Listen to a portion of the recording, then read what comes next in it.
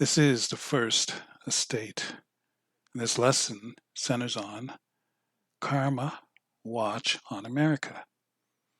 As you can see on your screen, Gregorian calendar. For those of you who don't understand what the Gregorian calendar is, it is actually the calendar in which we use right now, 365-day calendar. So anyway, with that, we're going to move on to the next frame. That brings us here to the Strong's Concordance.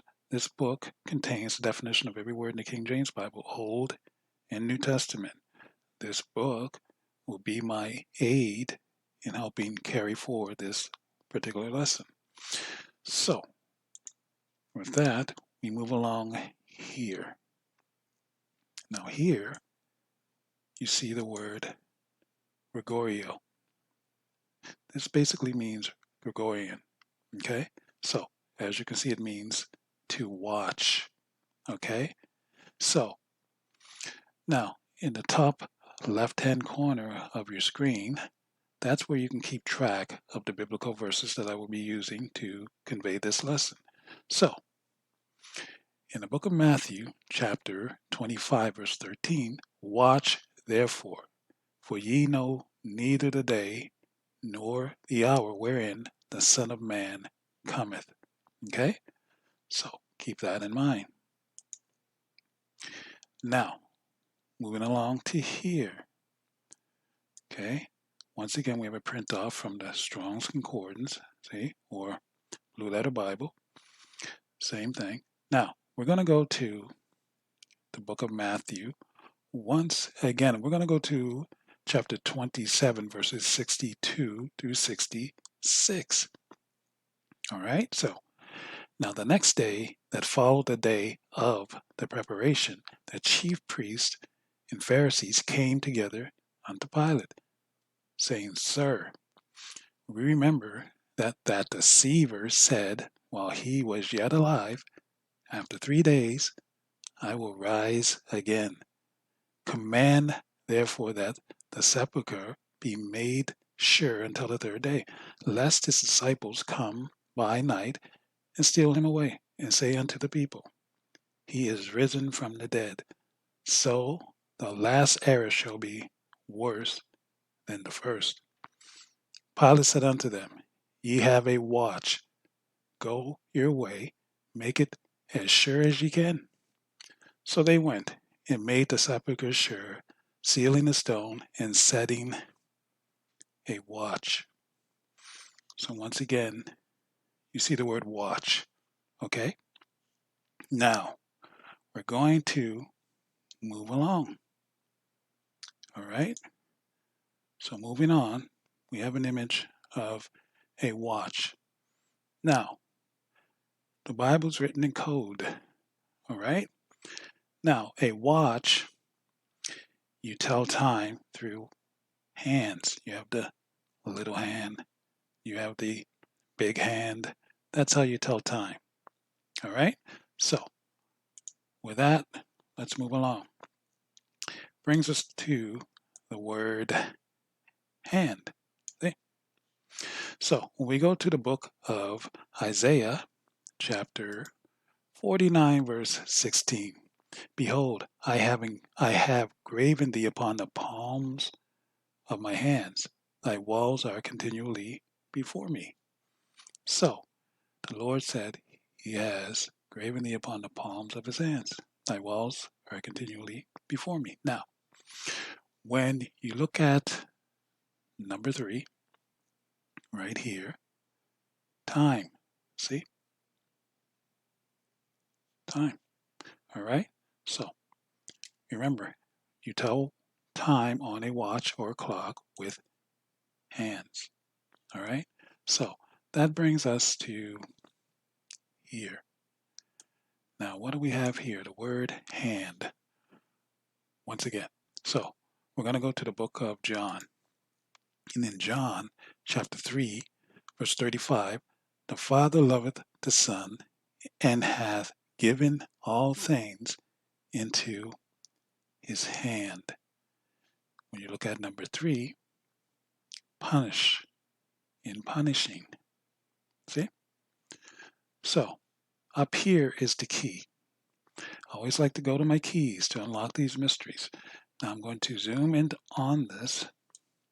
As you can see, the word is car, Khar. It's the key.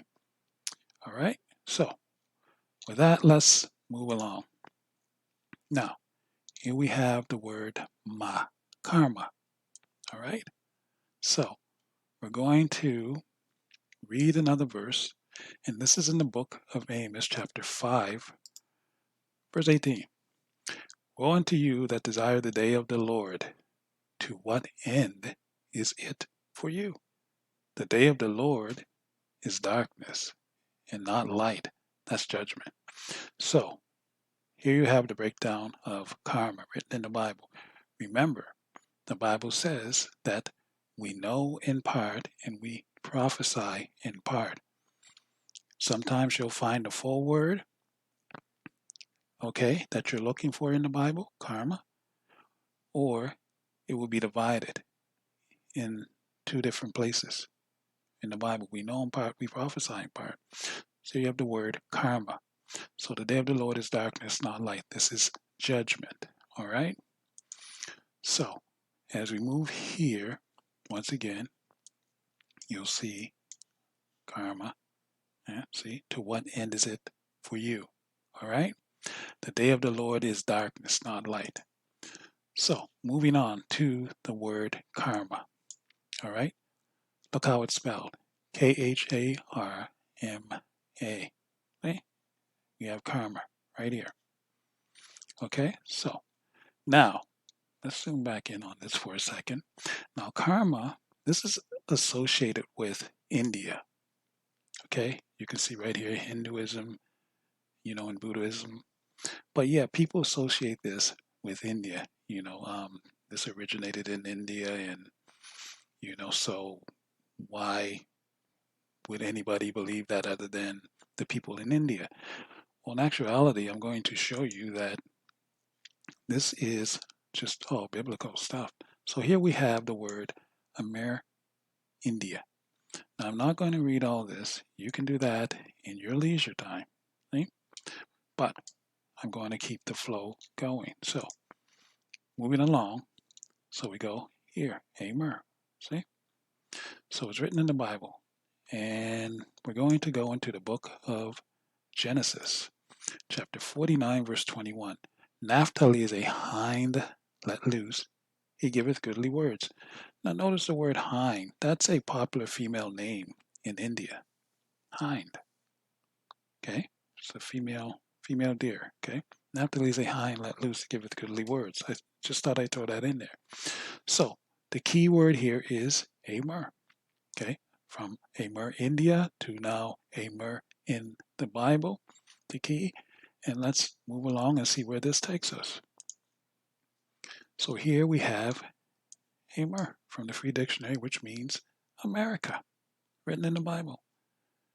So this whole karma thing did not originate with those people in India right now. No, this was something that the Israelites taught when they were in that land, because the children of Israel moved about the whole earth teaching.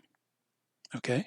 And they were not just teaching, the gospel, they were also teaching Gnostic scriptures. So we're going to move on. And that brings us to here, the word America. So, according to Webster's Dictionary 1828, this is the definition of an American. A native of America originally applied to the Aboriginals or copper-colored races, found here by the Europeans, but now applied to the descendants of Europeans born in America. So, the original Americans are the copper-colored people. Now, who is this? So, as we move along, here we see the word chain. See? Chain. And next to it, you see the word copper. All right? So, in the book of Lamentations, chapter 3, verse 7, he hath hedged me about that I cannot get out. He hath made my chain heavy. Okay? So that chain also means body because you see copper. Okay? Copper colored races. And they were in chains. Okay? Copper chains. Copper colored chains. So who was that? Well, that's the Negro. See? The Negro. Blacks. United States slave trade. They found us here. We didn't come over on slave ships. We were already here. So anyway, in the book of Nahum, chapter 3, verse 10, yet was she carried away. She went into captivity. Her young children also were dashed in pieces at the top of all the streets. And they cast lots for her honorable men. And all her great men were bound in chains. So we weren't savages. We were honorable men. And we were great men bound in chains. We weren't savages. We were very learned people. All right? So once again, we continue to, remove all the lies that have been taught about the so-called Negro. All right? But anyway, this has been the First Estate, and I just wanted to bring another lesson, and once again, titled Karma, okay, on America. Now, it's not just America that's going to receive this karma, it's going to be the whole world. But because America is the word, the Holy Land, we always have to center on America, and then the rest will fall. All right? So this has been the First Estate saying until next time.